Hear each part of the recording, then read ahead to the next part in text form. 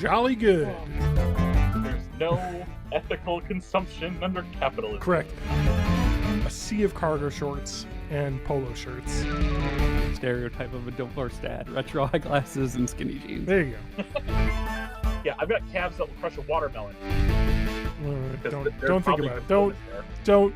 No. Welcome to Born in the 80s, episode 484. I'm your host, John_Danger, joined by my lovely co-hosts. Oh, thank you, Matt Hag, loveliest. And TJ, the MySpace Angle Bay. Oh, yeah. There it is. You're also using like a MySpace era level webcam as well.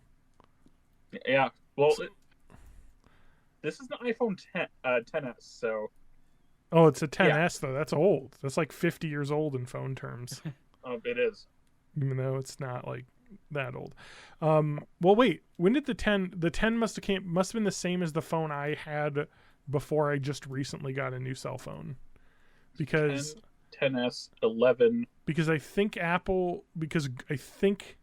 Samsung Galaxy S10 was the same timeline as the Apples because they were trying to keep the same number, basically. And Apple skipped a 9. Yeah, and that was it. And so then they're like, fuck you, we're just going to call the one after the 10 the S20.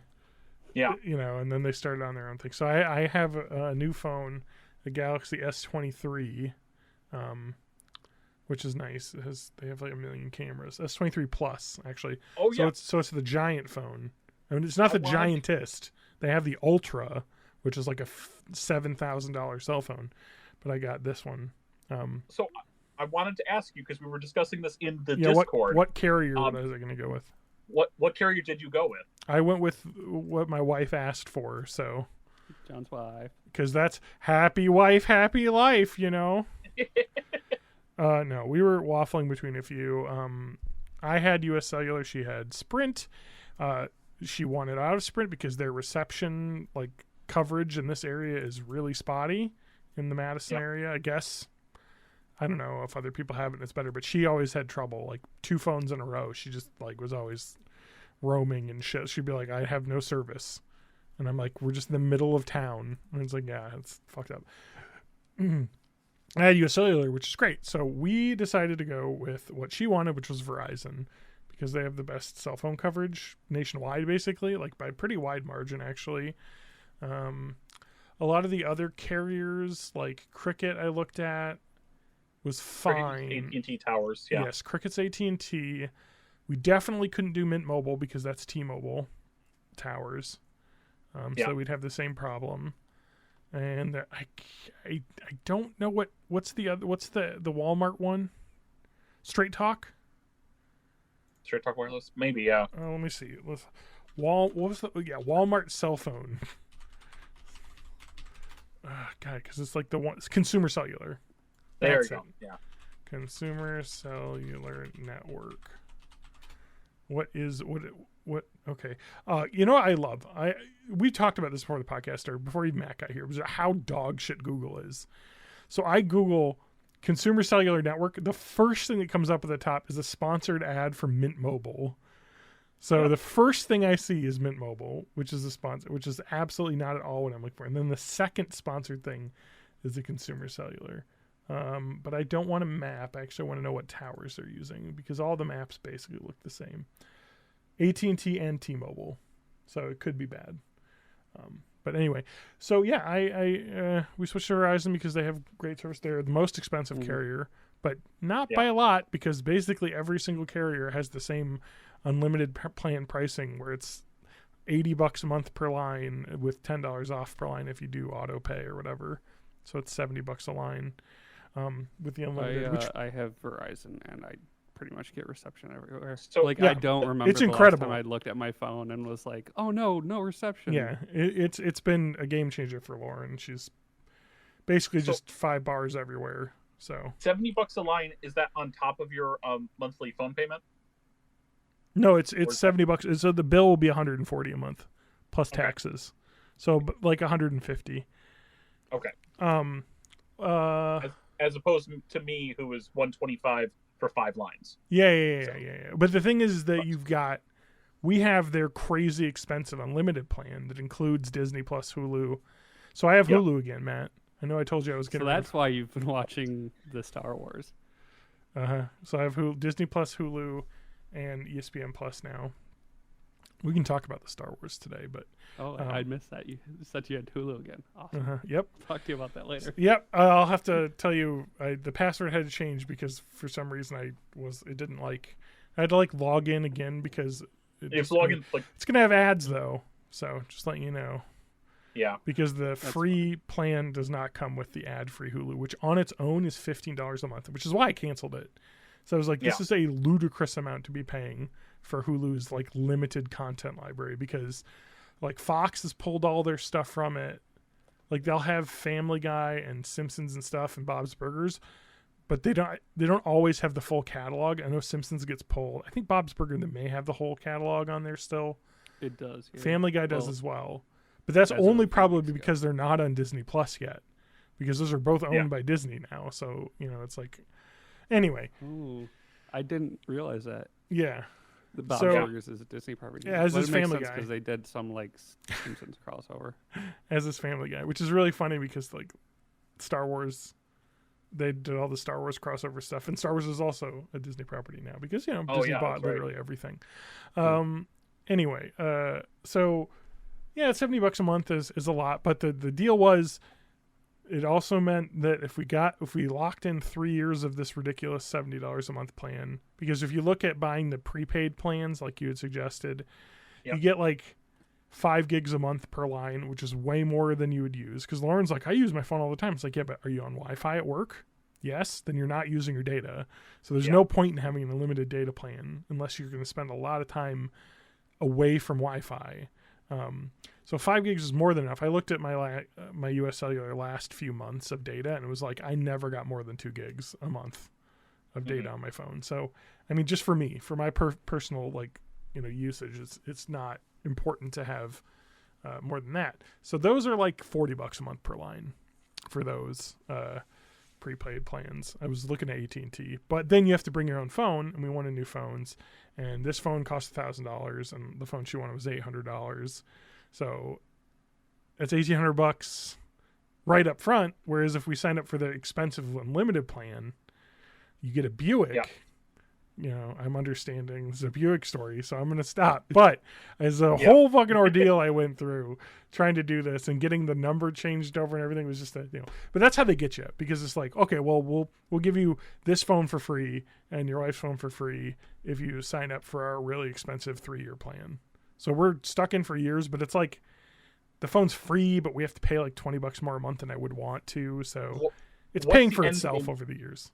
So the question is, and this could be Buick story shit again, but what is the end game on the phone after the 3 years? Is that something you have to trade in after 3 years? No. Is there buyout? Is it just yours at that point? It's just ours at that point. So we didn't sign up for like the trade up program or whatever, where you pay less or whatever. You pay, I think, an additional at least half of it, and you can trade it in for a new one. Something like that. At least that's how Apple does it. Yeah, sure. Something like that. We didn't do that because I think the plan is in 3 years, as long as these phones are still kicking, I will bring these to a pay ahead plan and only be paying less, because I'm sure in 3 years all the pricing plans and stuff will be completely different anyway. But one thing I don't like about Verizon versus USO is the absolute mass amount of spam and shit that Verizon sends you. It is like they installed 8 versions of Candy Crush on my phone when I didn't want them, because it was like just auto downloaded all these apps from their app store, because I'm on Android, so they have their own apps, the Verizon app store. And then they were like, do you want to sign up for Verizon Cloud? And Verizon this and this and this. It's like, Jesus Christ, they try and nickel and dime you with all that stuff. And they're like protection plan, like all this insane shit. Like, anyway, I just want to say that like the phone protection plans are a fucking scam. Absolutely never get one. It's like an extended warranty plan. Unless you're someone who routinely breaks your phone, it is not worth it, because you're paying, I think that it's $17 a month for the Verizon one, which is insane. So you think about that, in 1 year, you've paid almost $200. Yeah. And you can get a used phone for like $300, $400. So it's like, exactly. It's not worth it. The chance. I mean, if the protection plan is like 8, and I've seen, for certain, there are certain ones where it'll be cheap, but like 8. Yeah, a lot of them are like $15, $16. Well, it depends. If you have kids or someone who legitimately is going to possibly crack a screen, sure. But like even so, you still have to pay like a $50 or $100 like claim fee, or what is it? Not premium. What is it? What is deductible. it? Deductible. Yes. So you still have to pay to get it fixed. It's just not full price. So it's like, yeah, it's a scam. Like Apple Care is good, I think. I had a good one with Sprint where you paid your whatever fee, and if they could fix it in a house, it was free. Okay. No deductible. If it was replacement, you paid a deductible. You just got to look at the terms for those, because most of the time they're really bad. With Samsung, you can get a plan directly from Samsung with your phone with a warranty, or for Apple, you can go directly through Apple. And I think those terms are way nicer than like the one that the carrier will give you. But like, anyway, it's just fucking dumb. Like, it's just, they really try and nickel and dime you with this shit. Like, it's crazy. So yeah, but then we also got $200 rebate for switching carriers each. So that's $400 as well. That's so nice. I was like, it's going to cost a bunch every month right now, but we're going to get a bunch up front. Plus those rebates, I was like, oh, it'll be like a cash gift card. No, it's a Verizon store gift card. What the fuck? It's okay though, because they said specifically you can actually use the Verizon store gift card to pay your bill. Okay, I was gonna say. So it's like, it's like 3 or 4 months of the bill then paid. So I was like, this is so stupid. Oh, whatever. Like, they just, all the advertising shit that's most insane. Anyway. Oh yeah. Anyone else do anything exciting in the last like 4 weeks that we had off? Oh, it's been 3 weeks. Yeah, we needed to do this because. Oh shit! I forgot to grab a drink. I have a special drink. Go get your drink. We'll vamp. Yeah, you guys vamp. You talk about what you did, and then I'll ask again when I sit down. TJ, what did you do over the past several weeks? I know I didn't record my video on how to do the archipelago multi-world gaming shit that I still want to record. I just really haven't had the time, and my workspace is still in my daughter's bedroom, so I don't want to bother her when she's in here or sleeping. And when I say workspace, this is both where I work and where my good laptop is. I've got what appears to be a 4-monitor setup, which I could show off, but I'll wait till John gets back. Otherwise, it's just been it's mostly been working because I work from home. I also work from home. I don't think you've seen my 4-monitor setup yet. Okay, TJ is destroying his computer. There is my personal laptop. Uh-huh. There is my one of my work monitors that I'm using with my personal. There's my work computer, and then there's my other work monitor. They gave me 2 monitors, so I can go 3 monitors, but I just split it up for a we got like 4-monitor 2-computer setup in here. Yeah, it's fine. That's cool. I just have my desktop computer 2-monitor setup, and then I have my work dock hooked up, and I just swap inputs on it to go. So my work commute is swapping from HDMI input 1 to HDMI input 2. But I like watching my videos or listening to my podcasts on my own computer, so it doesn't show up in their yes. So their history. I am very concerned about that a bit in my work, although my type of role is very self-sustaining, if that makes sense. Like, I don't have I have a lot of my own freedom, so then I don't think anyone would ever be checking that.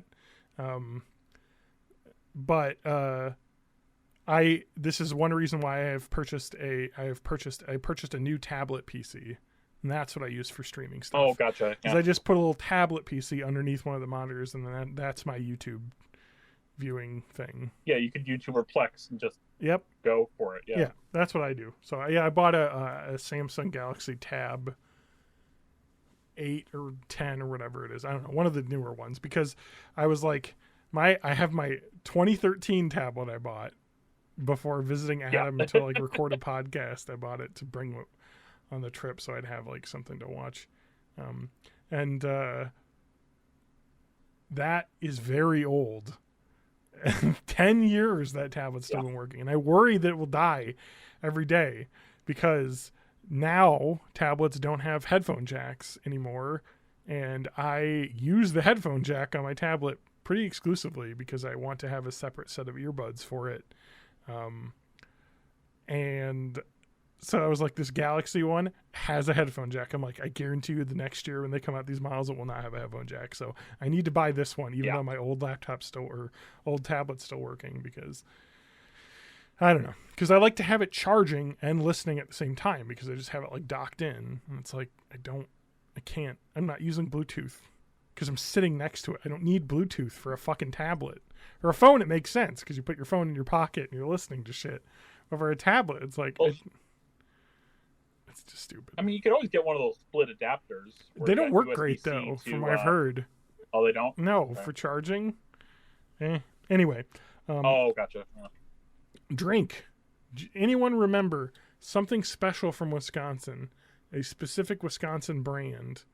Oh, I caught a bit of the first letter, and that reminded me. It is Jolly Good. Oh. You remember Jolly Good? Good.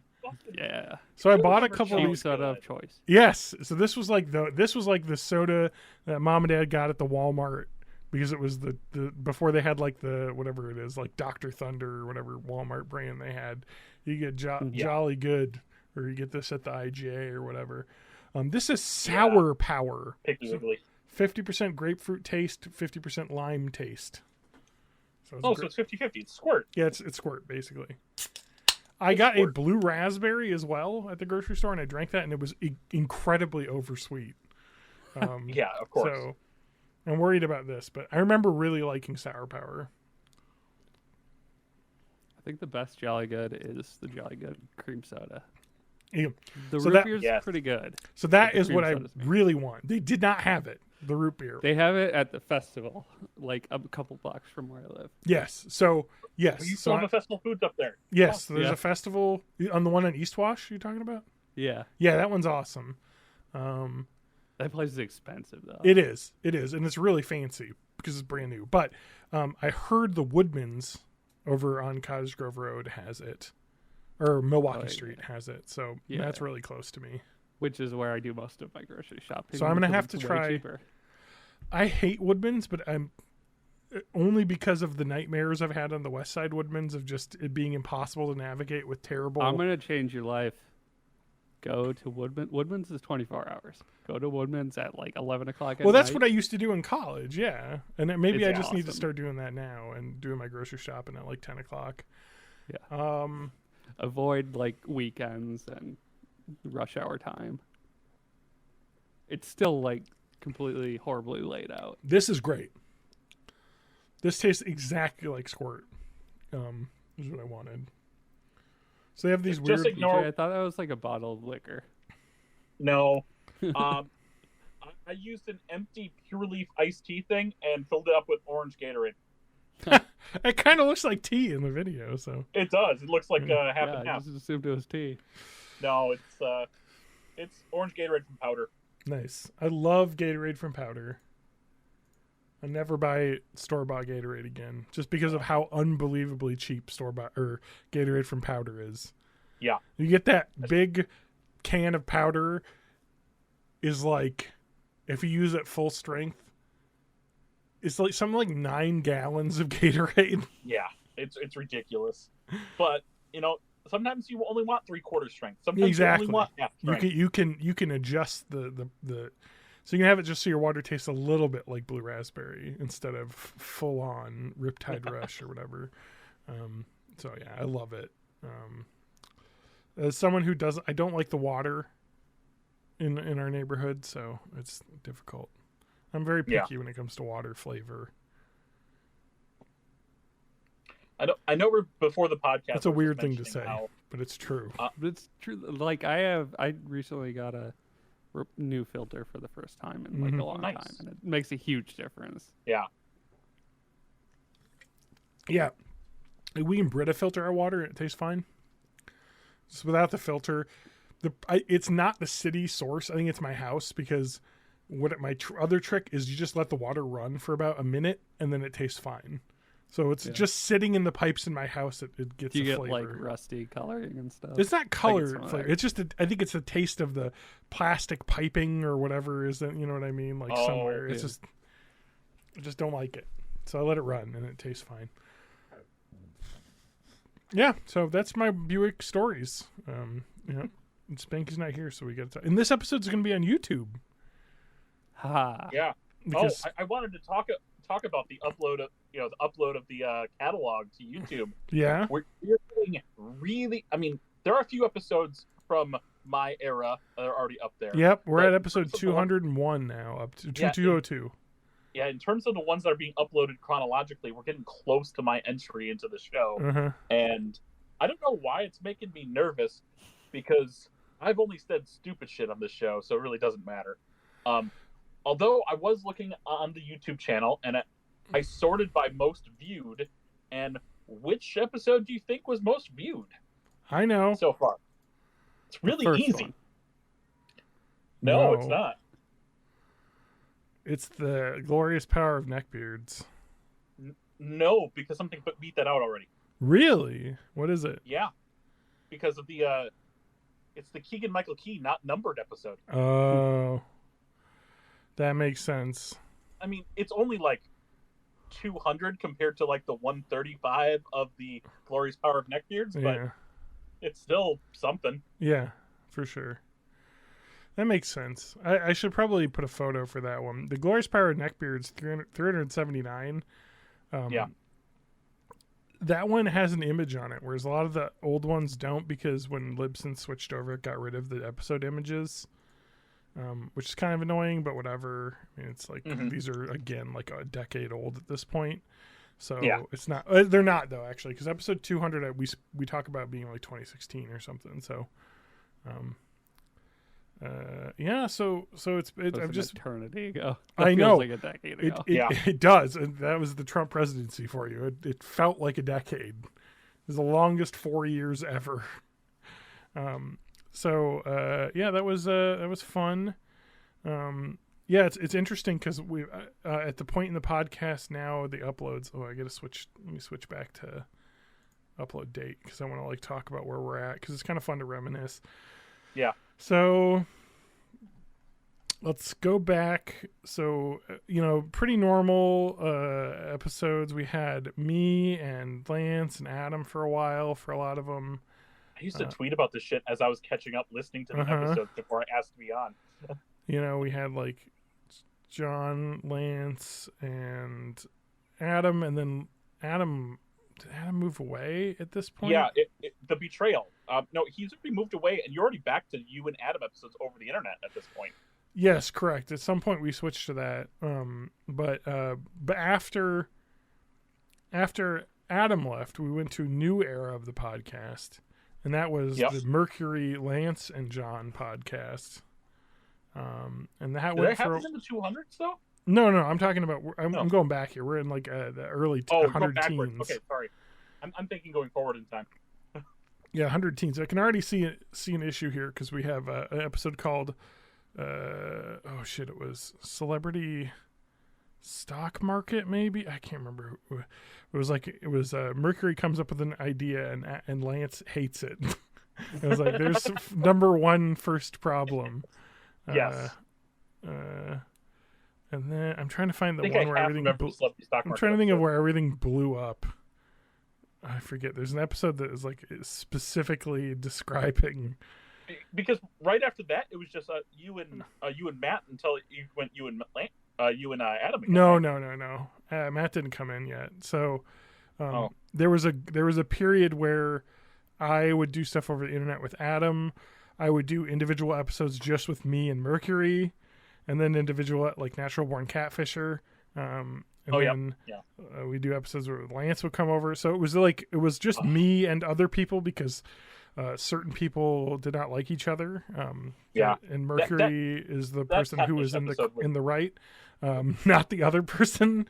Yeah. But of course, That catfish episode was kind of cringe, though. it is really was. pretty cringe, actually. Yes, Mercury was quite manic in that episode, and a Yeah. lot of things happened. But then shortly after that, and Mercury, I think, was starting to get really busy with her doing all the burlesque stuff. So Yeah. she was not around. And so then I was just like, we can do this over the internet. So then there was a long period. It was me and Adam over the internet. Yep. And that's where we're at right now. Like a good 100 episodes of that. Yeah. And I think, and then sometimes Lance would be there too. Because Adam would travel and we'd have all three of us. But yeah, right now it's just Adam and John. Quite a bit of them, yeah. Mm-hmm. Episode 200. Upcoming movies of 2016. Let's see where we at. I just love it's been interesting. Yeah, here we go. The guys celebrate a milestone. Run down all the upcoming movies of 2016, except for the many that they forgot. John dishes on Legend of Heroes, Trails in the Sky, and Adam eats a funnel cake. Anyway, so that's where we're at, and I'm sure I've been uploading 5 a day. I've been seeing them in my feed, and sometimes I listen to the beginning in the middle of work. Yeah, it's interesting going back. But it's been nice to have another. This is just like, I know Spanky is very anti-YouTube and Google, like probably too much. I mean, I'll say that to his face as well. But Yeah. there's it's a thing is that like I agree with him, but there's a level. I'm at maybe at the point where I'm apathetic to the point it's so ingrained and I can't not use it because I'm holding myself back on principles. I mean, you kind of just have to decide what level of cognitive dissonance you're okay with. Yeah. Because you have to have some. I mean, or they're you're just all gonna go bad. insane. Is the thing is that, like Yeah. it just, you don't have to get to levels. I mean, like for instance, purchasing Apple products is like they do a much better job with privacy than other things, with holding onto that. But they also ran a lot of factories where people jumped off of buildings. So Yep. they all kind of suck. So this is your personal level of what you want And, to judge. Extrapolating that anyone that buys Apple products is contributing to like the bad shit they're doing, that's bullshit. Exactly. You have no There is choice. there is- no matter what you buy, someone's getting fucked. There's no ethical consumption under capitalism. Correct. Yeah. But I do want to. And the amount of guilt you feel should be directly proportional to the amount of power you have over the situation. That's it. Exactly. I'm not going to be like, Mhm. I'm That's going fair. to shop at Walmart if I need to. Yeah. That's And, the, that's like, that's yeah, the they do issue. bad shit. That's the issue is that you can't say there's no ethical consumption over capitalism as to the level of nihilism. Where you're Yeah. not concerned over what companies are doing, because you absolutely should be concerned over what corporations are trying to do and things. But there also is a level of you have to exist in society and you have to have a cell phone, and all of the companies that make them suck ass. So you just pick one, Yep. and that's what you're stuck with. Like, sorry, it's bad. It also, don't make me tap the sign on there's no ethical consumption under capitalism, because that's just the way it is. So you have to just deal with it and just complain and do what Spanky does and talk about how terrible Google is. Is it bad that you said sorry and related to the same topic? Remember when there used to be like 20 different board game companies and now there's 2? Yeah, hell yeah.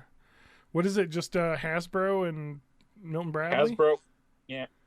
Wait, I thought Milton Bradley got absorbed into Hasbro. I don't know. But I know what you're saying. Like, there's what was it, Parker Brothers? There's the Parker Brothers that got absorbed into Hasbro. Yeah, Hasbro bought everything. Is what happened. Yeah, they fucking did. Yeah, which I'm guessing is also a group of brothers because of the bro in the name, but I don't know. I can't look it up right now. There's another Brothers. Well, Parker Brothers was a brothers. Okay, I'm looking up They're Hasbro. brothers. Did Hasbro come from a shortening of something brothers? Oh my god! Hasbro, name, origin, go. The Hassenfeld brothers? That's it. Hasbro. Yeah. Well, They were Polish Jewish brothers in the late 20s. headquartered in Pawtucket, Rhode Island. They sold textile remnants, and then they started making pencil cases, and then they went from there. But who did they? Companies like that. So they I'm just trying to think of Are so they super bought famous for something, but they were just making something completely different at the beginning. Oh, I forgot about all this shit. So they bought. They bought Wizards of the Coast. We know that. Yep. But they had bought. They bought Play School and Tonka. They apparently own a large portion of Entertainment One, which is a Canadian broadcasting, which owns part of Amblin Pictures. Okay. Which is if you watch the Toys That Made Us on Netflix, like all those companies are now owned by Hasbro, basically. Yeah. Yeah. It's crazy. Milton Bradley was acquired by Hasbro, yes, in 2009. 2009. Or was it? Wow. 1984. They bought them out, and then it wasn't. I'm seeing 2009 is a different thing. Is when they dropped the Milton Bradley branding. Yeah. Oh, and in 91 they bought Parker Brothers. Yeah, so Hasbro just bought every gaming company. It's kind of terrible. Milton Bradley, shit. Yeah. What was your favorite Milton Bradley game? Uncle Wiggly. Was Risk with Milton Bradley? Thought it was. Which was? Sorry? Risk. Risk might be. So I'm looking at a list here. We had Game of Life, Stratego. Oh, I love Stratego. Yeah, Candyland, Operation, Yahtzee, Connect 4, Mousetrap's good. They had Axis and Allies. Fuck, yeah. Battleship. This list may not be accurate. Okay. It's just it's Google, so who fucking knows? What was the one you were saying? Risk? Yeah. I don't know. A Mousetrap, I'm going to say, just for me. Mousetrap's the winner. Yeah. It's a terrible game, but it's fun. Has anyone ever actually played Mousetrap? I did one time. I've got it here. I just set it up. I had it. I just set it up. Yeah, and you just set it thing. Up. Like I don't know if I even realized there was like a game that went with it. Yeah, we played it the right way, where you actually. So you're wrong. In one piece. Yeah, this is completely wrong. Sorry, this list is wrong because it is listing things under two things, and Wikipedia is useless because if I go to Wikipedia list of Parker Brothers games, it's absolutely 9 million games I've never heard of, so it's really hard to like look through it. But Parker Brothers was Risk. Okay. And so they did, Risk, Scrabble, Sorry, Trivial Pursuit. Yeah, man, damn. All the good ones, yeah. All the good ones we got these. Yeah. Fuck. Don't Wake Daddy, obviously. Oh. Clue. Boggle. Yeah, anyway. So, The internet's ruined the word daddy for me. I just flinch every time I hear it now. yeah, it's pretty bad, actually. Yeah. Oh, Payday. Remember Payday? I have it. I have it here. I'm just looking at old board games. We've got Payday. I got it for one of my kids for Christmas, specifically so I could have Payday. Yeah. And they will never play it with me. So Payday is just the board's like a month, and you get paid at the end of every week, and then the board is a calendar. Yeah. And then you land on random events basically that would happen. So that was always fun. Oh wait, what was this poker game? Somewhere in this house, we have a. It's not mine or my wife's, but we have a go to the head of the class, which was a game about essentially becoming the best student in your classroom. Something. Okay, I think I remember this. I played it years ago, but. So I think Game of Life was also Parker Brothers. So we talked about this previously. Gambler, my favorite game that I own 2 copies of now, because I bought one off of eBay and then I found one in my parents' basement because I used to play this as a kid. It was built in 1975 board game, but It's literally just a game about gambling. Like you land on different spots, and then there's like a spinner, like a roulette. There's like a dice roll thing. There's fortune card. It's just like it's like how Candyland's completely random bullshit. Same thing. Yep. Like just completely random. No, the other board game that I remember that you all should remember that was amazing was the Parker Brothers game in 1992, The Grape Escape. The Grape Escape? Remember Grape Escape? No. What? Is there a hang on. This sounds half familiar. Is there a podcast episode you talk about this and we called the podcast episode The Grape Escape? Maybe. I'm looking at now and there's new images of it. I never had this, but I had a friend that had this one. So Grape Escape is very similar. I've seen this. You've not seen it? Images, and it's completely unfamiliar to me. Oh man. Sorry. I love this game. So this was like very much in the same line of Mousetrap, where you build this like giant plastic structure in the middle of it, and then you like roll to see where you land. And then so there's like certain spaces that have like are part of the contraption. And like so there's like a boot that would squish you, a scissors that would cut you in half, like a flattener that would roll you out, all sorts of like weird like torture devices basically. But you would get Play-Doh and you'd make your little grape figure and go around the board, and then for certain spots they would be on a spot where if the dice rolled like turn the machine on, they would get crushed. So it was like getting through the board without being crushed. I think I remember seeing that commercial once or twice. It's a really cool game. I'm tempted to buy one of these on Amazon, but sorry, on eBay. They've got the original buckets of Play-Doh in here, but it is heavily crystal. It looks like crystal meth. It's just completely gone. But I mean, you could just use any Play-Doh. Yeah, exactly. To play it, but the key is the molds. I remember really liking it, like putting the molds together. Did you rehydrate that old Play-Doh? Like, I wonder. Does Play-Doh go permanently bad, or does it just dry out? I don't know. I think it depends on what level it solidifies. Yeah, I don't know. Anyway, Grape Escape, classic game, lots of fun. It's basically would just devolve it. It was the same thing as with Mousetrap, where it would just turn into let's just squash all these grape Play-Dohs and the contraption because it's fun. Let's just throw Play-Doh at each other. Now, do you ever have creepy crawlers? So sorry, go ahead. Oh, creepy crawlers! I loved them. Not a board game.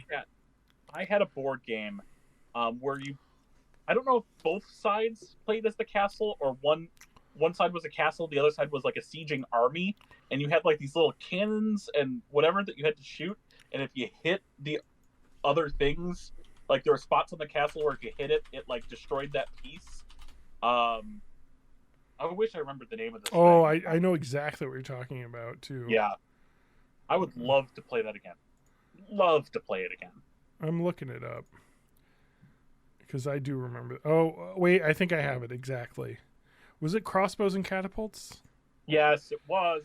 Yes. So there was you had a little crossbow that would shoot, and you had a little catapult that would shoot, and then you had flags that you'd put up on your castle. Yep.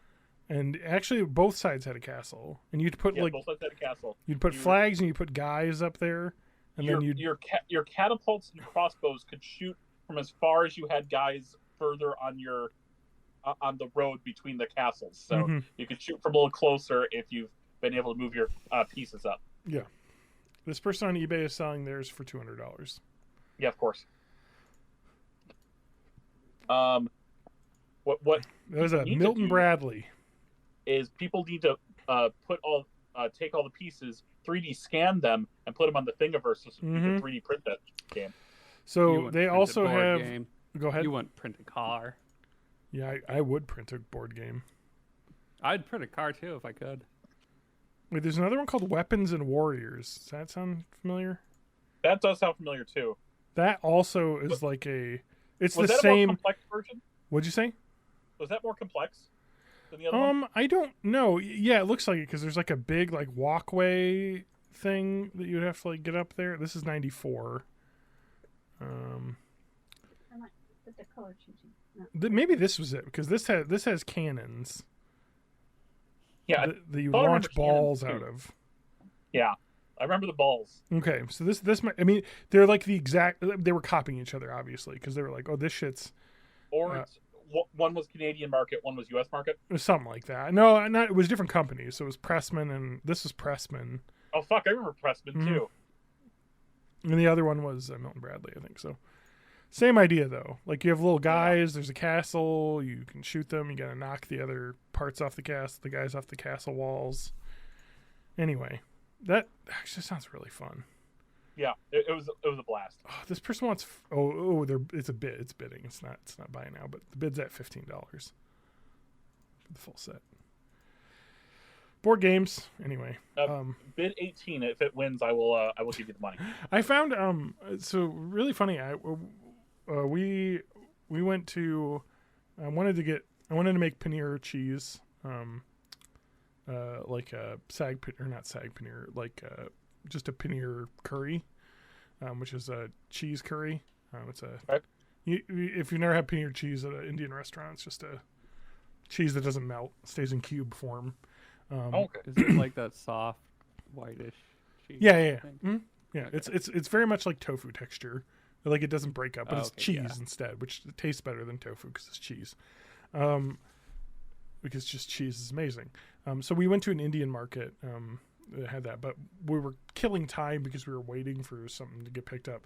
We went to the Goodwill, and we got some cool stuff. Like, so it's hard to get VHS tapes at the Goodwill because they don't really have them. They had a few. Mm-hmm. I got a golf instructional tape, but we got a lot. The key is DVDs, because you can get some weird. Because like the people still made their own homemade weird like video stuff, but it's on DVDs. So we got a disc golf tournament DVD. For a disc golf tournament that was in I forget the name. It's in Massachusetts somewhere. And then there was a disc golf tournament in Minnesota, and these are from like 2009, 2010. So we watched through them. I'm gonna rip one of them. Unfortunately, it was a 2-disc set. We only got disc 2, but if you can imagine, disc 2 is the one that you want. Because disc 1 was just the competition.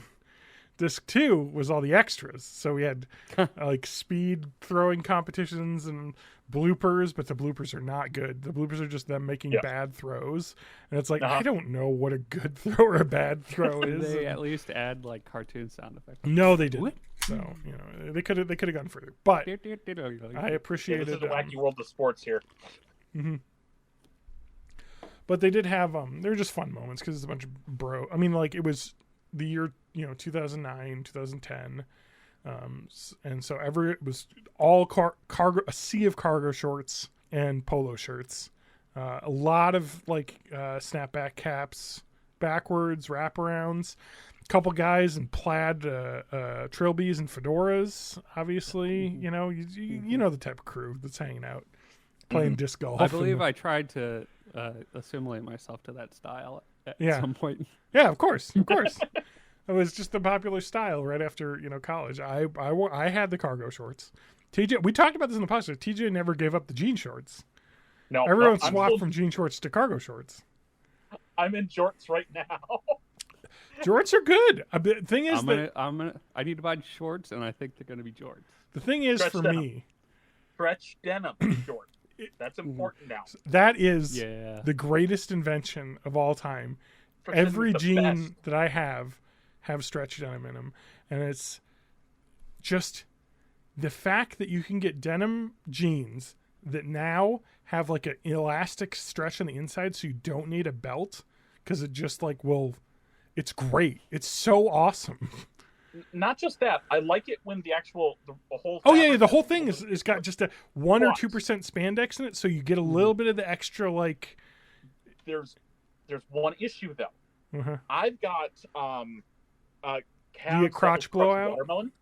Yeah, I've got calves that will crush a watermelon, and there is only one style of jeans that don't catch on my calves when I try to put them on or take them off. Okay. And I hate that feeling of Let me guess. squeezing Are my they boot calves. cut? No, I think it's not regular. It's relaxed fit. The relaxed fit's what I always get. Yes. So there's if regular I get- relaxed fit, and then there's loose fit, which are the big. If I big get ones. straight cut, There's also skinny. it's a little tight Yes, there. but I'm not wearing skinny jeans. I would not. You'd have to cut them off me. Yes. I've gone back to skinny jeans now because I'm You know, honestly, skinny jeans I'm with the spandex. Bob's though. Burgers, like stereotype of a divorced dad: retro eyeglasses and skinny jeans. There you go. So the but the spandex in jeans is a revelation. Like they have like a Lee's like flex line or something. It's incredible because like I'm just like in jeans and I can do like lunges, and your pants don't bunch up or anything. It's like wearing sweatpants but they're jeans and it's presentable, which is amazing. So that's what I've swapped to for comfort. But for me, when I'm wearing shorts, it's just I'm gonna wear athletic shorts, and then if I'm going out somewhere where I'm gonna be walking around, I just wear jeans unless it's super hot, and then I have a couple pairs of cargo shorts still left over.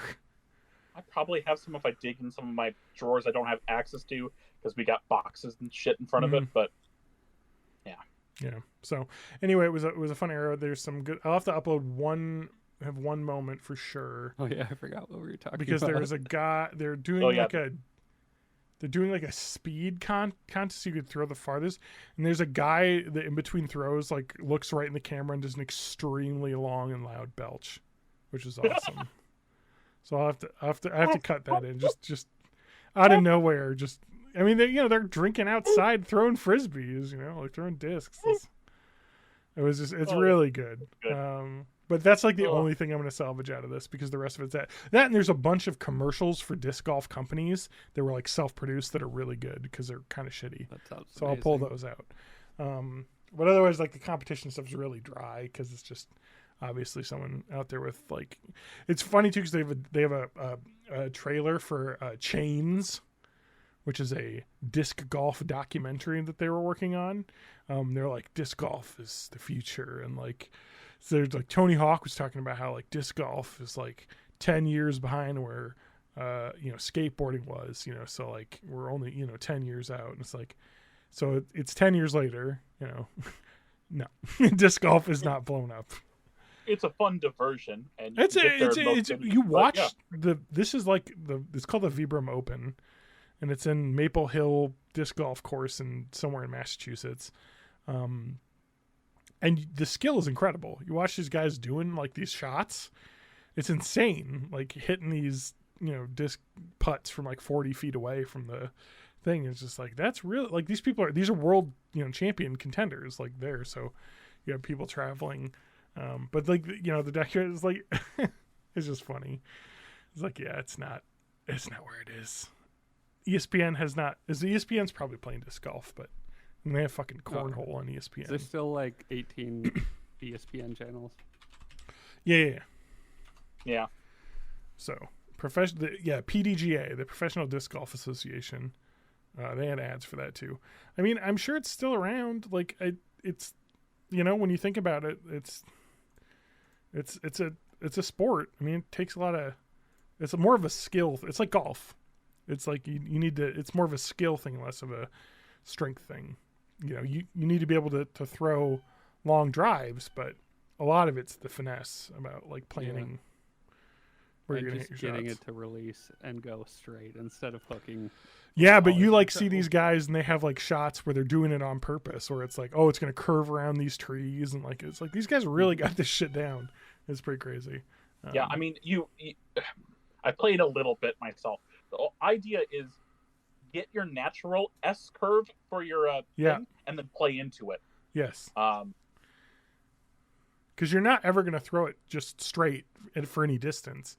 You're always going to have a bit of an arc on it. You just want to aim so that it lands where you. It's like golf. Like it's neat.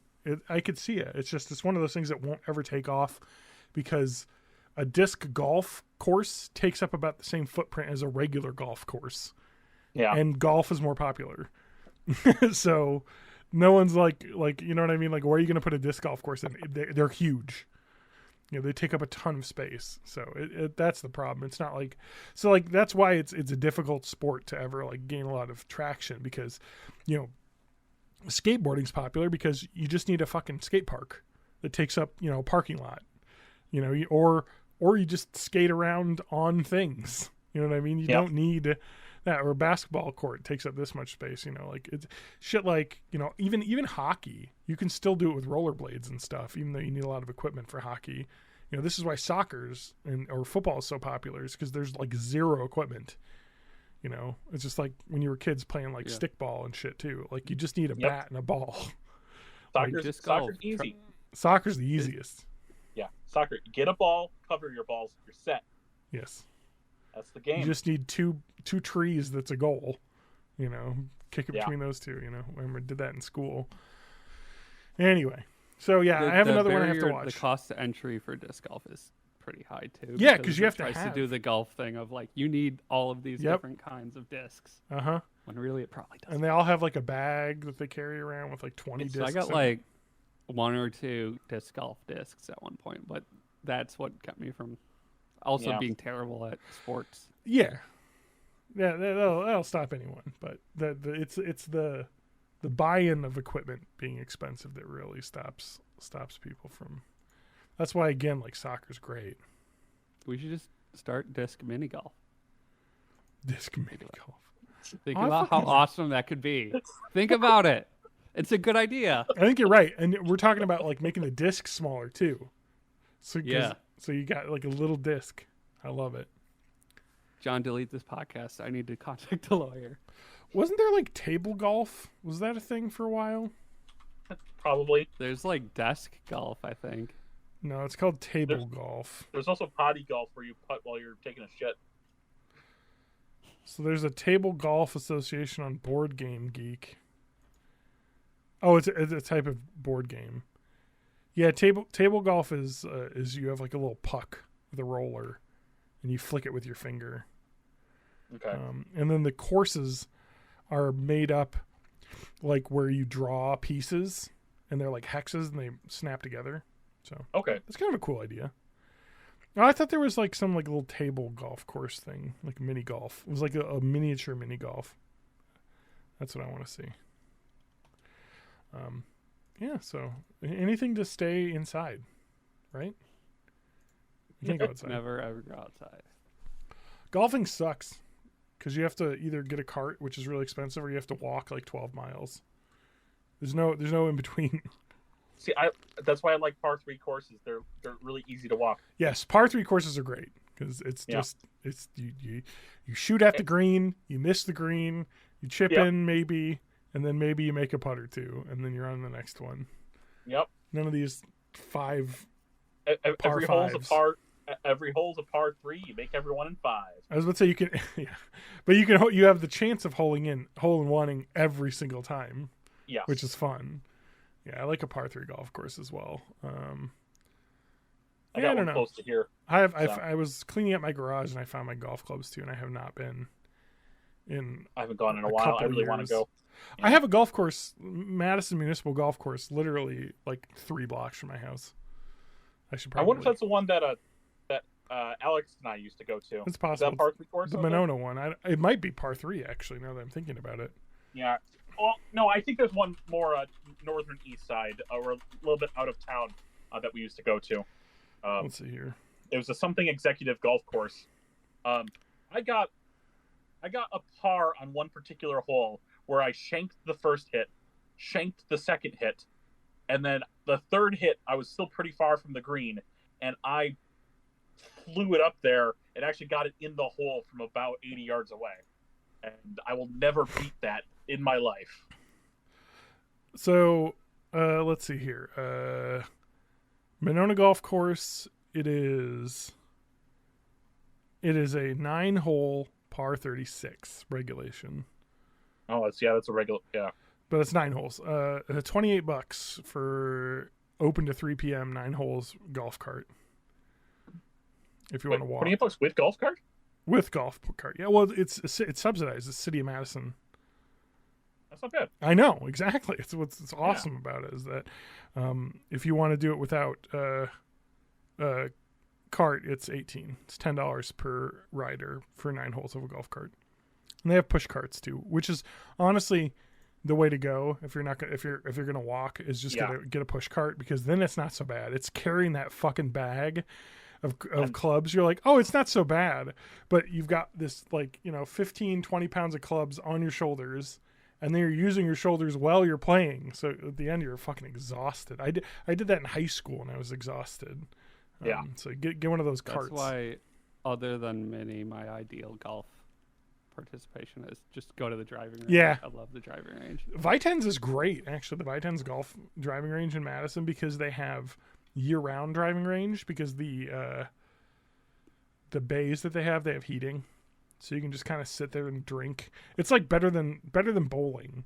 There's one that has it's like inside of a big inflated building. Yes, there's one of those too somewhere, but the Vitens one is nice because it's really close to down, like it's just off the belt line, so very close. But big fan of that place.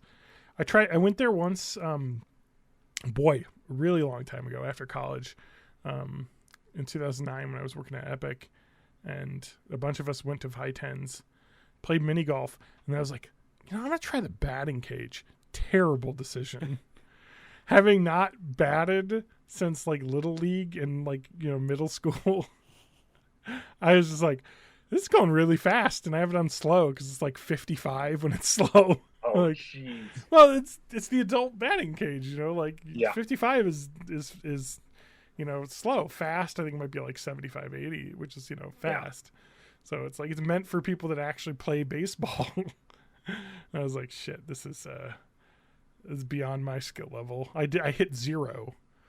I think I deflected the ball off my bat once, but it was not like a hit. It was a foul. So I was like, okay, yeah, this takes some time. You gotta really get into that. I'd love to do like a bar league softball though. That always seemed fun. You just they got the fucking tap right there. You just get a cup of beer, sit there, hit a ball, it's slow pitch, so nobody's or they do pitching machine leagues where it's just a pitching machine. Everyone's just hitting dingers. It's fun. Anyway, so that's Love that's how board John's doing games. Diet Coke and Matt's got a Coke Zero Sugar. Yeah. Diet Coke. This is Lauren's favorite Full soda. spectrum. So I like Diet Coke a lot. I like the nasty flavor of the Diet Coke. So deals with it. It's twangy. It is very I think There's it's a reason it still exists. yeah. They came up with Coke Zero, and it did taste a lot more like regular Coke, but people that were already hooked on diet were like, nah, exactly. I like the other one. I just like this Diet I've Coke. acclimated to the aspartame. Yeah. Diet Coke's also really good with a cigarette, but it's been a long time. It's a good mix. It's like it's coffee. You know what I mean? It's got that, I don't know, astringent flavor that goes well with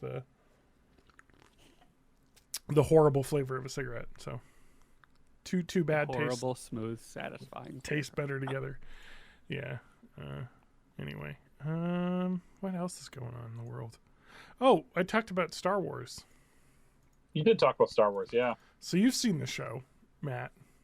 I have. TJ hasn't. I like to call it Star Wars : if but. I still haven't watched Mandalorian, so I have not finished season 2 of Mandalorian yet. Andor is almost certainly a much better show, but I love Mando. It's like it's almost like a live action cartoon. Yes, that's like definitely how I would put, because I watched all of Andor in like a sitting, and by a sitting I mean like over like a week and a half, like an episode a day, because I started watching it and I got hooked. It's definitely my favorite Star Wars post Lucasfilm thing, just because I think the point I made on Discord was, the reason why, here's how you make a good Star Wars property, is make a good thing that takes place in the Star Wars universe, not make a Star Wars thing that happens to be a Western. You want it to be its own, like, because Mandalorian could totally work as a Western. Mhm. It could be a guy who got a kid who was like kidnapped or something, and It's like literally True Grit. yeah, exactly. You just do that, and it's great. And there's a reason why it's good because, well, Pedro Pascal is really good, and is it Dave Filoni? No, who is it? Yep. Yeah, Dave Filoni. Is great. Dave Filoni and John Favreau. John Favreau is great. So it's like you just get some good people together, come with a good concept that's solid, and you get a good thing. But it is very different in tone than Andor because like Mandalorian is much more like regular television show where it's like, you meet some characters in an episode, they do a thing, and then you go on to the next thing. But it's all like, it's like Supernatural where there'll be like plot episodes and non-plot episodes where it's like sometimes this is where Mandalorian go into a town where they're having trouble and he helps them out like a sheriff. It's like, let's do the Magnificent Seven or Yeah. whatever. Because every show has to do that. Whereas Andor is very much like we had the entire season plotted out to the ending, and it takes 10 episodes to get there. That show's awesome. It really reminds me of season 2 is planned out that like there's the only end. one more season, and the last 3 episodes are like the 3 days leading up to Rogue One. Correct. Yeah. So I'm really excited for that. It made me start I'm just watching glad there's Rogue a One. plan. Yeah. It's just 2 seasons. They'll be done. And maybe they'll do more Andor after that, but it would have to be with spoilers for Rogue One, some different characters because spoilers. Well, not even spoilers. Nobody survives Rogue One, I watched which is it. the whole point Yeah. of it. Because the idea was that I forget the line from the movie. It was just like many rebels. Lots of whatever's died bringing us this information. Well, that's Many so. There's Bothans. many Bothans died to get. That's for the third movie. But there's Okay. something they say like that. It's like the cost of this information was great or something in the first one, like that. So that's what you see, and the cost was everyone in the movie dies. Yeah. But it's awesome. And Go then out. there's a terrifying like Jason Voorhees moment with Darth Vader. Which is really effective because they used James Earl Jones's voice modulated, so they had him come in and record stuff, and then they like did stuff to make him not sound as old as he does, and then do the Darth Vader pass over, and actually comes off pretty well, which was good. I'm trying to think here. So I'm looking forward to that. I need to finish season 2 of Mandalorian though, so that's what I'm on now. But man, is Andor good? It's because it's like you have to like treat Star Wars as like this is exactly kind of what George Lucas did as well, especially with like the like combat and stuff. Is that it's meant to be like World War II. So you have to treat like because they talk about all the X-wing combat and all that stuff is based on the animators watching World War II combat footage of like pilots and stuff. And it's like make it look like that, And with the Empire are obviously the Nazis. There's not really hiding much I didn't there. pick up on that. So It seems so un-Nazi-like. so you treat them that way, with all the architecture and the way that they act. The thing I love about Andor is that you see the Empire's machinations working, and like people that are like true believers in the Empire, and then you get a character who is kind of in the middle, a guy who works for a corporation that loses his job because they fuck up some security stuff, and he seems like a true believer, but he also seems like, at least in season 2, it might be someone who will turn a bit because he's more about like doing what's right, and he just believes the Empire is that, because all these criminals doing stuff, and he's like, he just wants to get the one guy, whereas you see another character who's my dominatrix wife, Empire lady, who is very all in on the Empire to the point where she's just like coming up with plans on how to like stage killings and all this stuff to like, and it's just like she's all in on the Empire, like, and she's because it's really good too because you see like they talk a lot, and I forget the name of the main bad guy. or the main good guy that Stellan Skarsgård plays, like Axis or something. It's like Lucian or something. Lucian, like that. that's it. Thank you. But they talk a lot about how like the Empire and like how these fascist regimes work is that like they have power, they get lazy because they have nothing fighting against them, so you get away with stuff, and like just how to like fight fascism basically is like really cool. And like of course you can do this because they never would admit that they did anything wrong, so they can get away with stealing stuff because they won't report it because they don't want to get in trouble, shit like that. I like that they really like emphasized showing that revolutions, you need to like finance revolutions. And there's, like, tricky shit you have to do to the do whole that, plot, so nobody notices what you're doing with your money. Yeah, the whole main plot around the first season with Mon Mothma is like, how can I fund the rebels and how can I not get caught? And then because we need money, we need to do a job, like a heist job, and hire this thief, basically, who's the main character, Cassian Andor, to help us with this. And then, of course, after, I mean, this is just broad spoilers, but like, after we hire a thief, he's not part of us, so we got to take care of him, like, and it's just like, there's a lot of like, you see the rebellion, they just fucking kill people because they have to, because it's like spies, you know what I mean? Like they're on the right side, but also you got to make some tough choices. Like, well, we learned about this attack coming, but we can't warn us because if they'll know that we know. We can't save those people's lives because that would alert the Empire that we have a mole in there. Yeah, it's just like the spycraft stuff is just so cool. Like seeing like, oh, well, we know they're gonna die, but we can't warn them because if we warn them, then they know that we learned about it. So it's kind of the same stuff with World War II that would happen with when the U.S. cracked the Japanese code. It's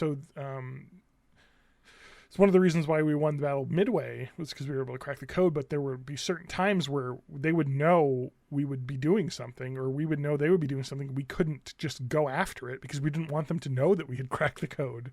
So we would have to like sit and wait and hope that they, walk into something, that we're expecting rather than us like meeting. Yeah, it's pretty neat. Yeah, it's the kind of stuff that is really cool. And that's why I like the show so much, because it really, really delves deep into the hard sci-fi, like political machinations of that, which I really like, because I know it's just cool. It's just really cool. And I'm glad they've done it, and they are going to do another season that's going to end with like a finale. But cool Prison Break too with Gollum. What's that actor's name? Andy Serkis. Andy Serkis. Yeah, he's great. Said Gollum, but that's just the silly guy I know. I hope he shows up again, because there's a prison break at one point, and you don't really see what happens to anyone other than the main character. But those what they're manufacturing is apparently all like Death Star parts. That would make sense. Yeah, I was assuming. So that's how they're able to keep like the manufacturing a secret. That and killing literally all the Genosians or whatever. Yeah, all the people that lived on the planet. That too. Yeah. Anyway, the Empire did some stuff, but it's cool though, because it's cool because it reminds me of like The Wire, where you see both the perspectives of the criminals on the street doing their gang stuff, and then also the police trying to catch them, and you see them kind of playing off each other. It's just really cool. It's highly recommended. Like, I could definitely see it being like a Cold War spy thriller, kind of like built the same way, with I guess The Americans is kind of that, where you have the two characters, portraying American citizens who are secretly, Soviet spies and having to deal with that. So some really cool shit. Really good show. And I had it recommended to me. I just never watched it because initially I watched the first episode, and then Disney Plus wasn't working on my TV downstairs, so I gave up. And then I read about the writer's strike, then they mentioned, someone had said Tony Gilroy was going to continue production despite the writer's strike, and then that was not true. They have also halted production because of the writer's strike. So, yep, I'm surprised it hasn't resolved. Yeah, because in June, the SAG-AFTRA contract is needing to be renewed. So. We may be in a situation in a month where there won't be any writing or acting happening. Yeah. So you would imagine they have to get the writers one resolved at least before the acting one does. Otherwise, you won't have anyone writing the things that people will be acting when they resolve the strike. So Yeah. it's kind of Let's all switch to reality TV. Yay. it's kind of what's happening. I mean, so I watched it. Oh, Drew Gooden had a video about this too, where he talked about the writer's strike on YouTube. And he was talking about how in like 2008, 2009, the last writer's strike, how a bunch of reality shows started. That was when I think Apprentice started, and that went. I'm glad that happened. All sorts of shows. See, writers, this is why you don't join unions. You get Trump. Yeah. So, no, but anyway, I stand with the WGA. Obviously, anyone should. They're a union. Mm-hmm. But the problem is that these streaming services have basically ruined residuals for writers and ruined like paychecks for writers. Like now they're talking about like when you work on a streaming show, you write for like a few months and then your contract's up. Whereas before, when it was the network television shows, you'd have a writing staff that was paid annually. Simpsons writers get paid annually. They're working on a season, working on something all year basically. And then whereas like now with streaming services, like we do a season, maybe we get another season, and then we'll hire people back if we can. It's not as planned out as it was. It's because they're running on margins that are so much less. So the ad revenue is so much less than it used to be. Yeah. So rather than, working on getting the CEO of the, movie company, the president of the movie company getting a second yacht, maybe you should get the writers better pay, and then this will be over. But then where does it stop, John? If you give a mouse a cookie, he's going to want a glass of milk. Yeah. If you give a mouse health insurance, they're going to want dental insurance. When does it end? For your special premium But you're going to have to bones. actually take care of your employees? Yeah. Fuck that. Yeah, so it's a really interesting situation. It really is down to these streaming services, and you see this is why I think Disney Plus recently announced that they're just pulling a bunch of shows off their service. That Willow show, that's gone. Mm-hmm. They're pulling it. You won't be able to watch it anywhere, at least until they sell it to a fucking free streaming network with ads. But they're it'll be free for this amount of time, and then it'll be off of that for a while. Yeah, it's yep. It's going in the Disney vault. Yep. Nope. They're squeezing creatives. That's what they're doing. So yeah, love a writer's strike. So Andor is a good show, huh? Andor is a great show, and they are not crossing the picket line for season 2, is what I wanted to say. So that's why I brought up the strike. Because that's why I thought about the show. Because I was like, oh yeah, Andor, I should watch that, and then it's great. I would give that, I don't know, like maybe a 4 out of 5. I wish I could give it 4.5 stars, but I can't. No, it's 4 stars. Maybe it'll be 5 stars if season 2 wraps up in a way. It starts a little slow. That's my only problem. That pilot episode is kind of pointless because like you don't even see Andor's backstory growing up until like the second episode. The first episode's literally he gets in trouble, and that's it. And then the guy's trying to figure. I didn't like the backstory, like the flashbacks. It was pointless. Relied on that too much. So and they never subtitled it, so it's like fucking the Wookiees and and the so holiday special. Good point about that though. So you hear about like his backstory is he's from a planet and Cassian. I forget the name of the planet. Yeah, I don't remember. Anyway, either. some planet that is wiped out because doesn't exist anymore. Well, yeah. So the Empire poisoned the whole planet basically with like some sort of like leak or something. But they don't ever show that in the flashbacks, which is why I'm thinking season 2 is going to get into that.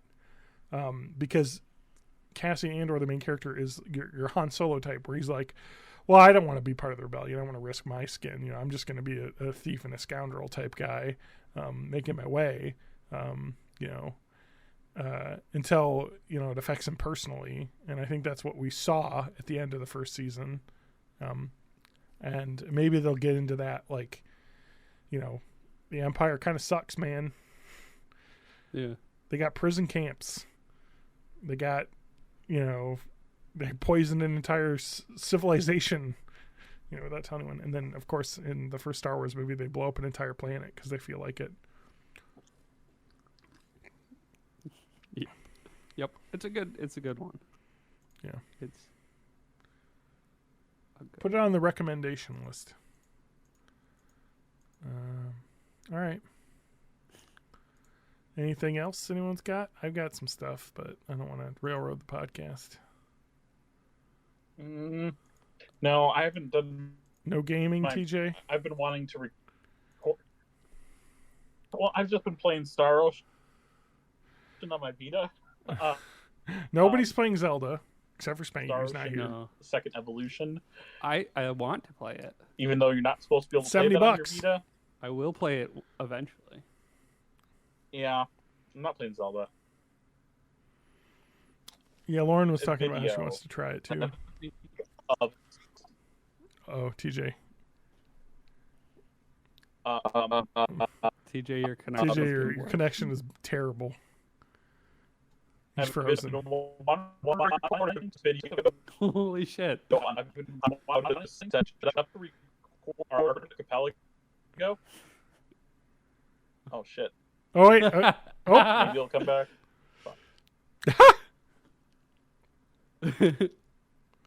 Oh. Oh, All right. man. TJ has left the call. I don't think he could hear us. Yeah. All right. Well, what are you up to, Matt? Oh, you know. Oh, you had mentioned On my that brain. that podcast recording service that Mercury had used. Oh yeah, Riverside FM. yes, I had looked into that one. It's kind of expensive. That was the only. Oh, is it? Yeah, it's like $15 a week. It's but I mean, like if you're doing a professional thing, it makes sense. Because I heard that one recommended Riverside FM, but I think the cost was a bit much, especially for when you're doing the dumb thing we're recording like almost 2-hour episodes. It's Yeah. it's Well, kinda- like just that simultaneous, like you're streaming, but you're also uploading the full res version Mhm. to the host is something that, like, I'm surprised there's not more programs that do that. It doesn't Yeah. seem that hard. it is. And I think Spanky should make us one. I was about to say it is really crazy too, because I'm looking at Riverside FM's Pro plan for individual professional creators. 15 hours of separate audio and video tracks per month is $25 a month. That's not enough. I mean, it is, but barely. Think about it. What's the overhead for that company? Servers, I guess. Yeah, but like that at that point, why 15? It's so low. Like I feel like you could get away with way more than that. You know what I mean? The standard plan is 5 hours, which is fine, you know.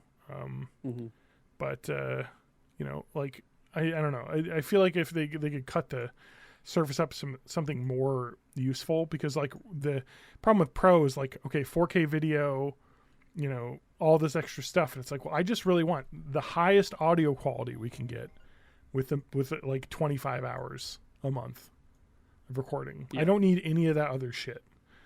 You know, it's they're just kind of doing it for everybody. So I think they probably were the first people to come to market with this, yeah. and maybe there just hasn't been all that much. Well, like I think it's a Competition. good idea. I just wish, you know, maybe this is something you need to start paying for. And I seeing, don't can you really pay know extra why, per like- month for more recording space? I don't know why Discord and like Zoom and everything won't just implement the same So like, thing. It seems like you could add it on top of any conferencing. yeah. So like, program. Riverside. I mean, like, okay. So think about this: $15, 15 hours of separate audio and video tracks per month.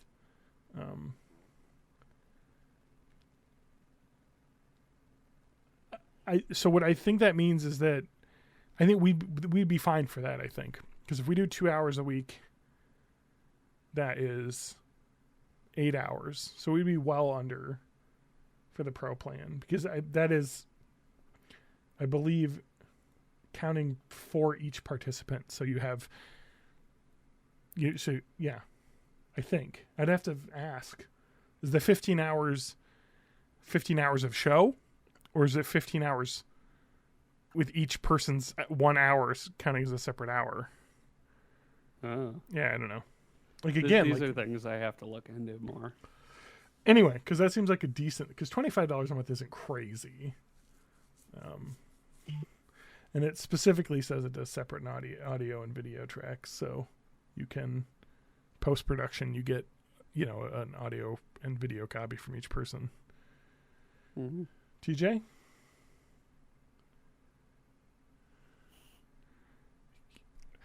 I'm going to describe this to the podcast listeners, but TJ's looks like a supervillain for a second there because it was very dark and he had the low angle, and now he's looking really confused at the camera. Am I still frozen? Nope, you're unfrozen. No, you're good now. What did you do? Okay. Yeah. On my phone overheated, so I turned it off, put it in front of a fan for a while, turned it back on, closed all my apps. I don't know. Phone overheated. Is that a feature of the Yes. iPhone? When I have it plugged in like the whole time on a really old cord that's cracked at the end, that might be part of it. That's good. Oh, that's your problem right there.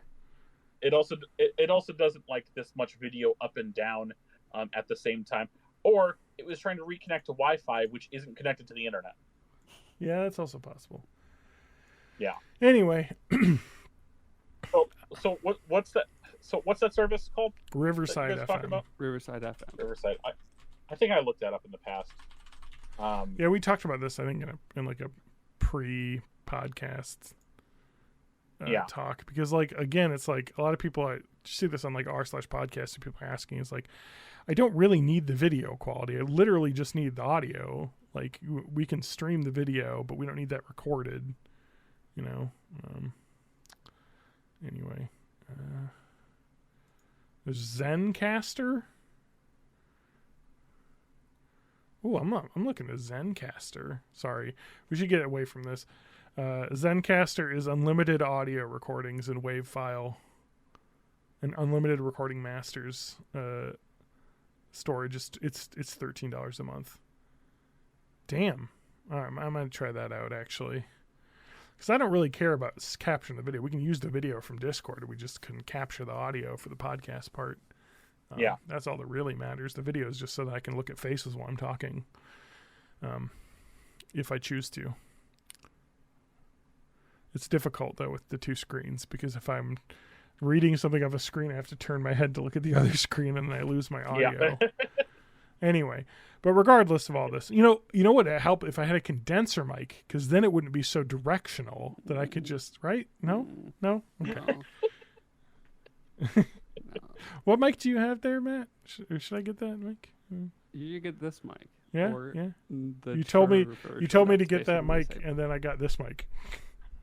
They're the same. Yeah, basically. Sure, SM78 or 7B. 7B? Is that what I have?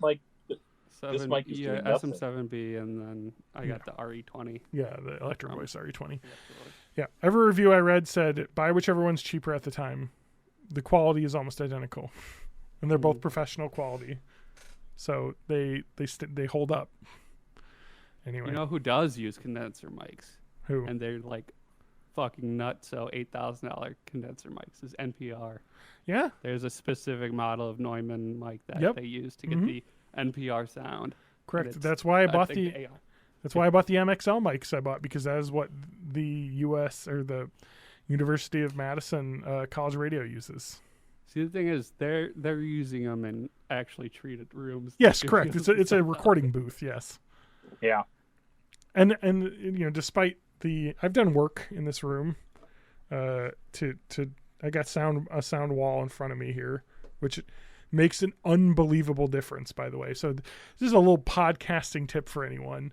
If you're using a condenser mic or a cheaper mic that isn't as directional as this one, is even if you're using these mics, putting up just a little bit of sound baffling, or the easiest, cheapest shit in the world is hang sheets on the wall, and it makes a humongous difference.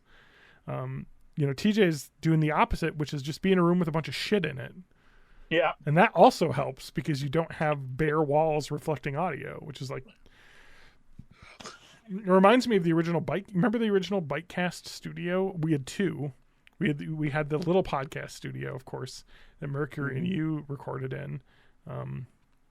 in the like recording studio, and the Bytecast studio was an extra bedroom in Adam's old bedroom, and that I just hung sheets up on all the walls, and it sounded so much better. Like the difference is pretty incredible. Mm-hmm. So that's how you do it. Or just be in a giant open space where the walls are really far away.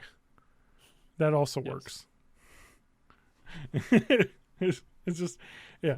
So like people think like if you're recording a podcast and you're new to a podcast, get a SM58 mic, you know, or any USB, like even the Yeti mics or whatever, the Snowball mics, even those are fine.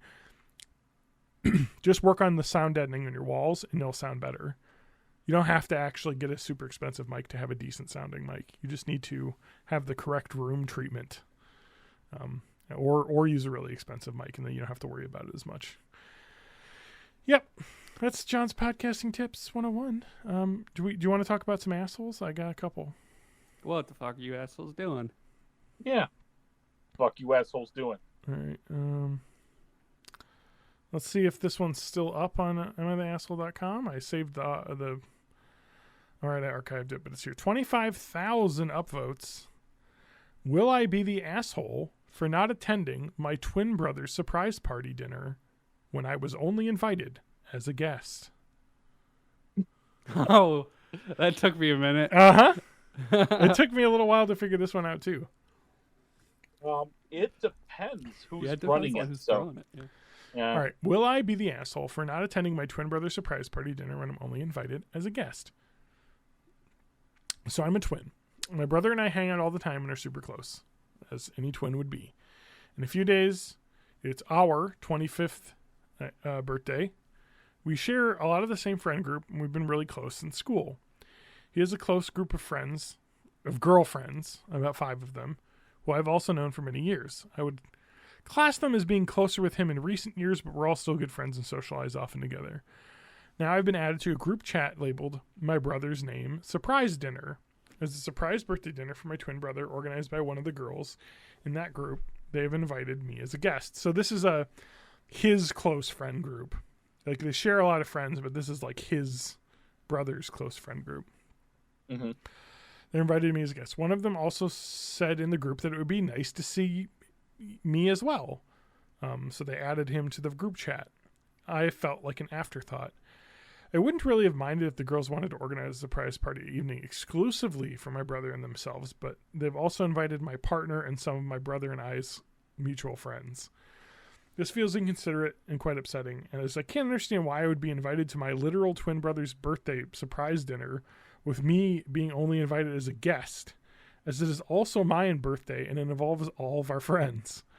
My girlfriend also found this action to be extremely rude and wondered why this girl didn't just reach out to her, and then they could have organized the surprise involving both of us. Or maybe just involved just my brother and I and left the surprise element out of it. In the chat, it's clearly stated that we all are to arrive at one time while my brother is due to arrive 20 minutes later. The thought of attending makes me feel weird because it's just a celebration for his birthday when him and I are literally born on the same day. This isn't new information to the organizer. Also, every year my brother and I do something together because we want to and because we have the same friends. Last year, our friends and my girlfriend set up a massive dinner for our birthday, which everyone was invited, including this girl group. So now I'm at a crossroads. I don't know whether or not to attend. On one hand, if I don't go, I'll feel like left out because some of our mutual friends are going. But on the other hand, if I go, I feel like I'm letting myself be disrespected, and I will likely feel uncomfortable as it feels like only my brother is being celebrated. So will I be the asshole if I took a stand and didn't go? Fuck.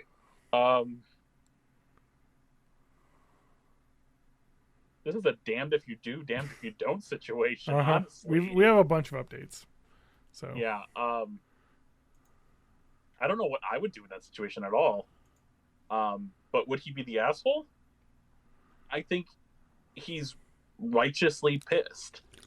So I definitely think he would not be an asshole for not going. Correct. That's clear. But the question is, are they being assholes? Because it seems like this group of friends doesn't really know him. I think part of it too is like, if you're like, I don't have. Say he did say they all hung out years ago. Yeah. And they're all still respectable nowadays. So I don't know if there's missing info here about why. I mean, honestly, I feel like this group could have just done it better and being like, Yeah. we're going to do a surprise for your brother because it's his birthday, but it's your birthday too, so we're going to celebrate both. It's just going to be a surprise for him. I feel like that might be better because he just feels like it's going to be weird having a birthday for his brother. And it's a thing that is probably a thing that just with twins, like you said, they've always celebrated together. Yeah. And now this group wants to do something different than they've always done. I think that's more shocking than anything. I think Disrespected is putting a little bit too much on what they're doing.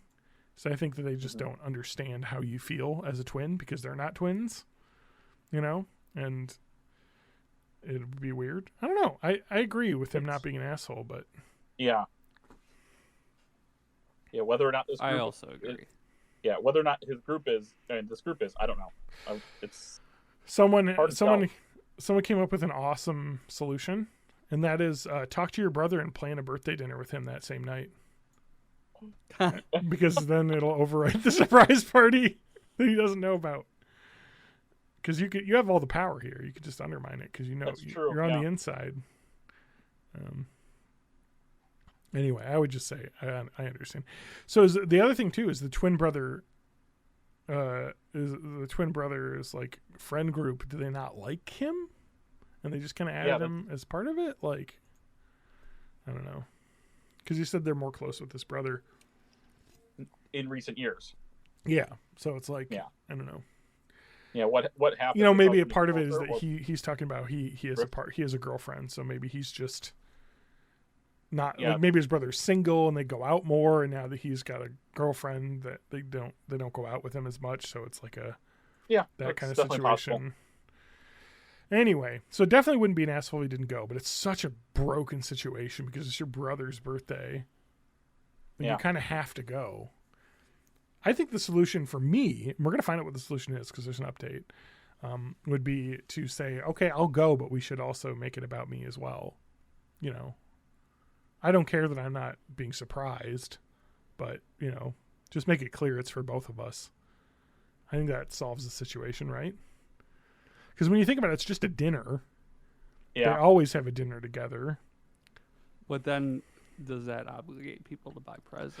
I and don't think stuff? people buy presents for birthday. Like, when's the last time you went to For adults? someone's birthday party and they give presents? I don't leave the. I'll buy you a drink while I'm there. Exactly. Like, if somebody threw a birthday dinner for me, I would 100% expect nobody to bring gifts. Like, and if you did, I'd be like, that's nice, but like, I would not want anyone to feel obligated they would ever need to bring a gift. The gift is you pay for my dinner. Like, that's it. Like, Yeah. that's the gift. Pay for my drinks and dinner. You know, that's gift enough. Anyway. All right. So we have one update in the post, and then we have a second update full post. My girlfriend has checked the group chat, and the organizer booked dinner for 10 people and a set menu. There are currently 11 attending, excluding my girlfriend and I, who were added at the last moment. If we went, this would make it way over capacity. Now, we really aren't sure if we should go because if we turn up, there will be no room. You know, we might not be able to sit. There might not be seats for us. It does sound like they were kind of tacked on at the end. Yeah. Yeah. But, I mean, they can always adjust the book Reservation. Like, Yeah. oh, actually, we're gonna have a few more people if we can make that for 13. Like, I don't think the restaurant would have trouble. You know, like, especially if you're doing it ahead of time. But like, yeah, Yeah. This isn't like going from 20 to 50. no, we're adding 2 more people. That's why they probably don't think it's a big deal. Anyway, so we have another update.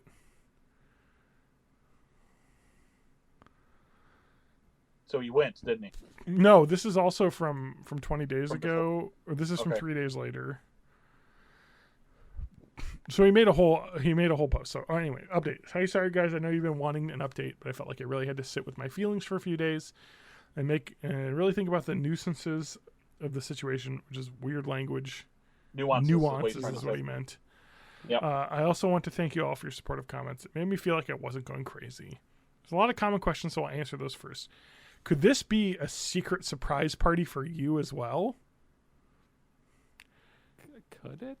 Think about Doubt it, it. though. Like, they added him thinking that they weren't going to be celebrating him, but then they get there, and then he's being celebrated as well. No, definitely not. I was added to the group chat with all the other guests and was given instructions to be there.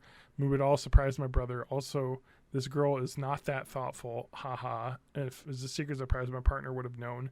It wouldn't have just let me suffer in silence. That makes more sense. Because Yeah. if he's kind of freaking out about it, his girlfriend would definitely be in on it.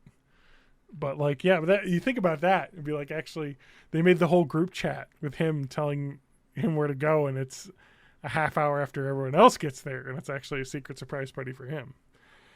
Okay, so I love that. Like, so we've discussed this a bit. What kind of common questions do you think would come up? Right? He's answering a bunch of common questions in this. Let me read you one of the common questions. Does this girl have a crush on my brother? Never came up. I was actually impressed by people's intuition. It's not really a straightforward crush. She's been hot and cold with him, but they aren't together. I do think she tries hard to be the most important girlfriend in his life, so I think her organizing this surprise dinner is her way of trying to achieve that status, so you guys were spot on. So maybe she does like him, but they're not dating. She just literally did not think about you until Yeah, exactly. the invite went out. She's like, to the few who said I need to get out of my feelings. So and then if you do go, then you're cock blocking, Mhm. which makes you the asshole. Yeah. I don't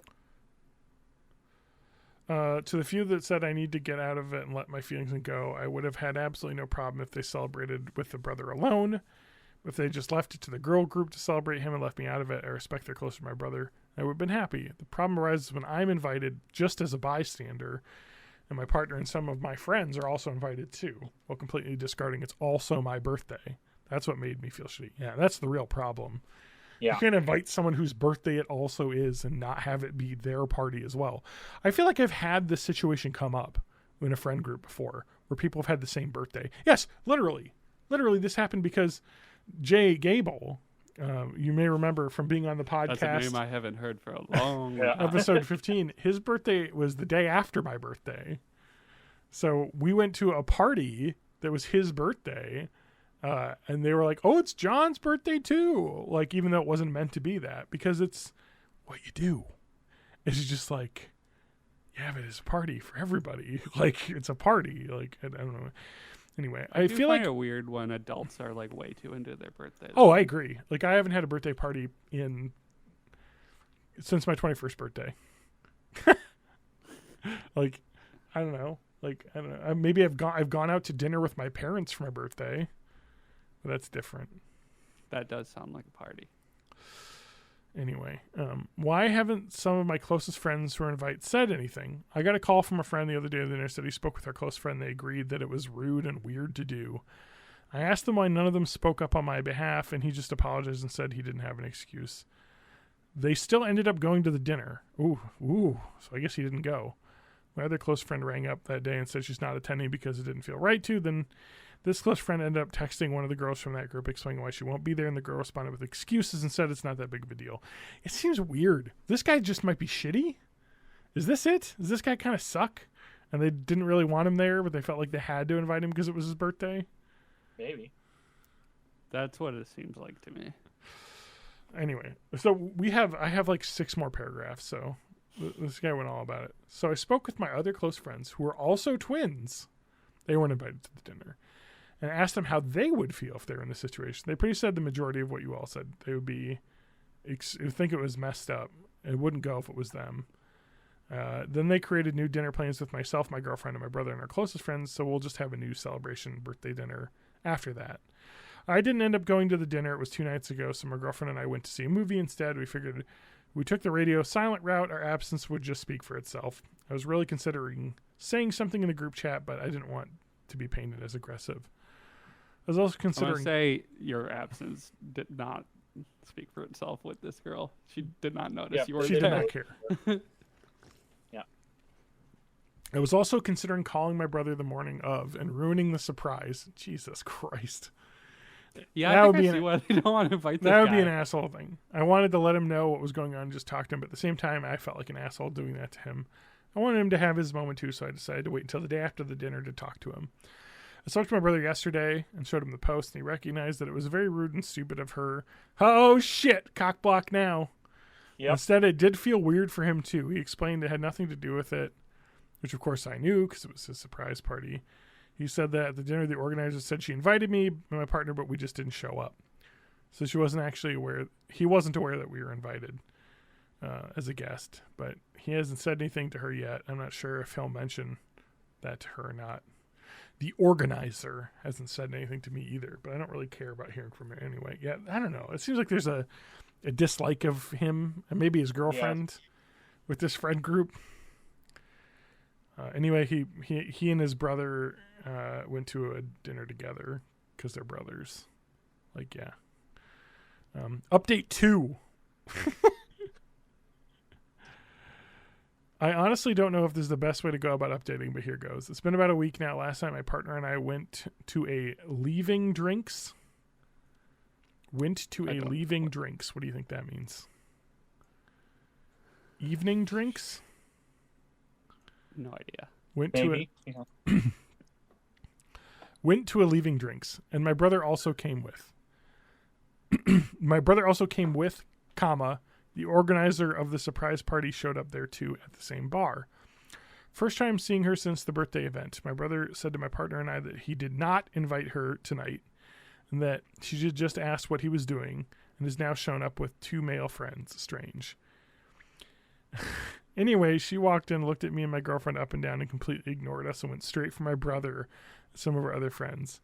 My girlfriend and I were in absolute disbelief that she could be so rude, especially after everything. We thought she maybe would try and make some amends, but clearly not. She made a point of ignoring us and left not too long after she arrived, as she was out of place a bit, because my brother made a point of sitting with me instead of over by her. Yeah, it sounds like this girl doesn't like you and your girlfriend very much. Yeah. My girlfriend then said to my brother, "Why does she have to be so bitchy?" My brother agreed. I think it is starting to create some distance between himself and her. Maybe, we'll see. Huh, yeah, it just kind of sounds like that person, either that person sucks or you suck. And also they want to bang your brother. Clearly. And she brought 2 guys along with to make him jealous. It's such a weird move. Imagine being in your mid-20s. Yeah, that's such a being, 24, 25. I know. And now when you're in like your mid-30s, you're just like, yeah, that's fine, whatever. You know what I mean? Like it's one of the greatest parts about being in your 30s is you have so much perspective on stuff. You're like, I don't fucking care. I don't have that much more time in my 30s. I know. Well, yeah, me neither. Now that I'm thinking about it, because I was talking about we were watching the Simpsons tapes that I got from my parents' house, VHS tapes, and Homer's 38, and I was like, oh god, fuck. But it's actually funny I because think Joel in The Last of Us is about canonically our age too. Yeah. So think about this though. Homer's 38, except for in the episode Marge says, "No, you're 39," which is funny. So he's actually 39. So don't feel so bad. I got 2 years left. 1.5 years left. Also, when you get to 40, just look at Homer and look at yourself, and you'll probably have more hair and honestly you feel better. That's fine. You're better off than Homer. So I've got 348 days left in your 30s. In my 30s.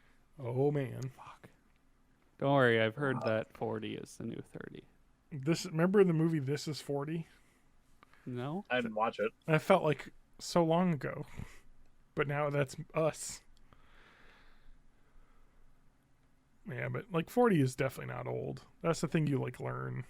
It's really like 60 is when you're old. Yeah, there's a few decades in there where stuff kind of pretty much stays the same. Yeah, I feel like you age a lot in your late 20s and your body starts breaking down, but then you stay about broken down the same until you get into your 50s. So that's what I thought. What boy. I'm finding out now is it's just all of your bad habits start to catch up with you when you're 30. Oh yeah. So you're just a lot of aches and pains. I've been improving them with like stretching and stuff, but that's the thing I've noticed. And it takes forever. I've never been an in shape person, but it has never felt like I've been out of shape until I've been in my late 30s.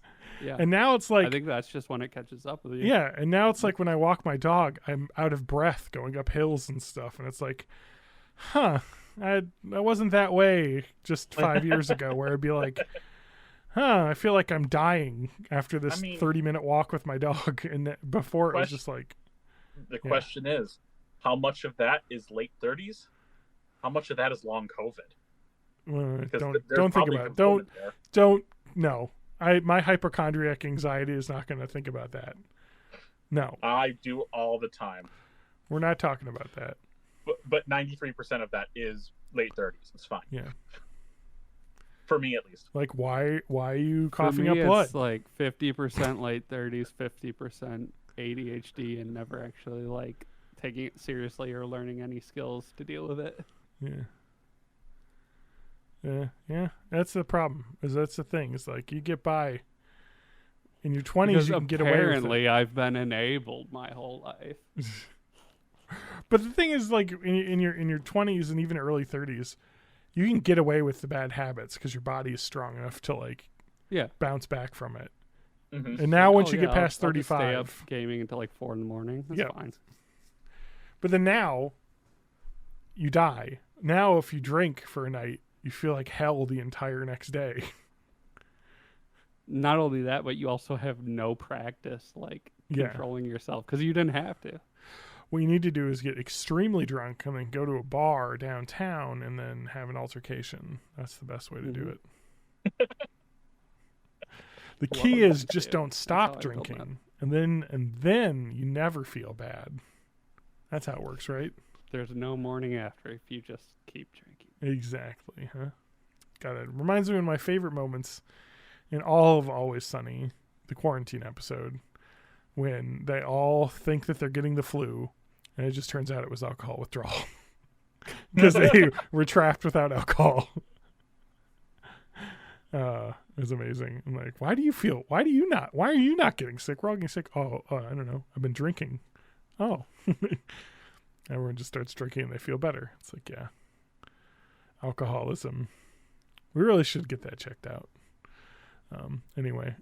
So I think that's the episode though. It's at 4:00. I gotta walk the dog and I gotta go smoke a pork loin. I will just before we call it quits.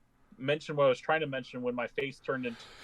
You really exploded. Yeah. There was a long period where I was getting you talking over you, like for like a minute. Yes. But no, I've been. I still haven't recorded. I want to record a video on how to set up Archipelago because all of the guides fucking suck and no one's got a good start to finish. Yeah. And I want to do it in a way where I speed run doing it for every single game currently supported. Okay. Of which there are 40. Not playing the games, just getting them set up to run in the system. Yes. Because all the setups are fucking different for everything.